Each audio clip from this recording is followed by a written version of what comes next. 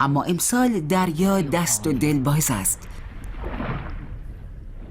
جریان آب سرد توده‌هایی از زئوپلانکتون‌ها را به طرف ساحل و گروه فوک‌ها می‌راند. ماهی‌های کوچک به دنبال غذایشان به راه می‌افتند و مستقیما به طرف بستر جلبک‌ها می‌روند.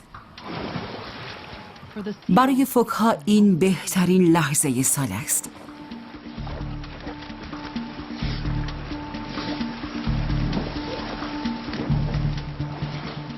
باله‌های جلویی آنها بزرگ و فوق‌العاده قوی هستند و مثل پارو فوک‌ها را با سرعت 21 کیلومتر در ساعت جلو می‌برند.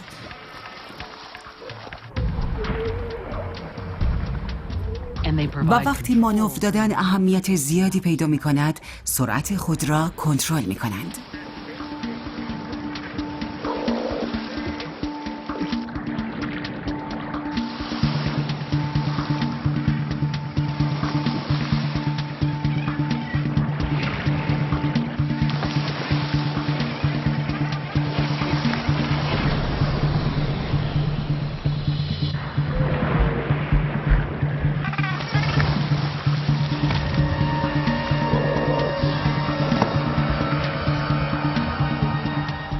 همه فوک‌ها با هم همکاری می‌کنند.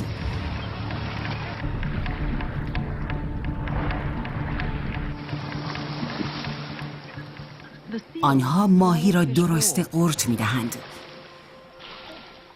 حتی در زیر آب هم این کار را انجام می‌دهند.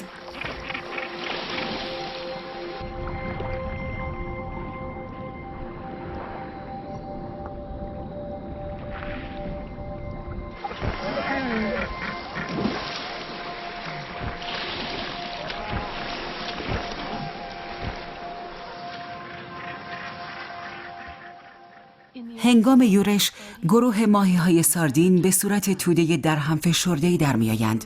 این نوعی حالت تدافعی اثبات شده است. همه ماهی‌ها به یک خط جانبی مجهز هستند و در سر، بدن و دم آنها سلول‌های حسی وجود دارد.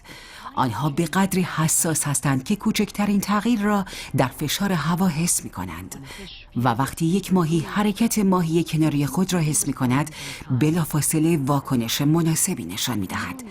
میلیون ها جنبش کوچک و هماهنگ در یک جنبش واحد تلفیق می شوند و ابر ارگانیسمی را تشکیل می دهند که شکلش تغییر می کند و از دسترس دور می شود. حمله هزاران فوک گرسنه